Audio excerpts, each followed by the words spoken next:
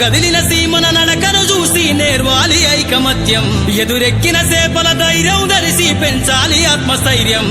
అంకురమై చిగురించే మొక్కగా ఎదగాలి అను నిత్యం ఎగిరే పక్షుల రెక్కల ధరిసి విహరించరా సమస్తం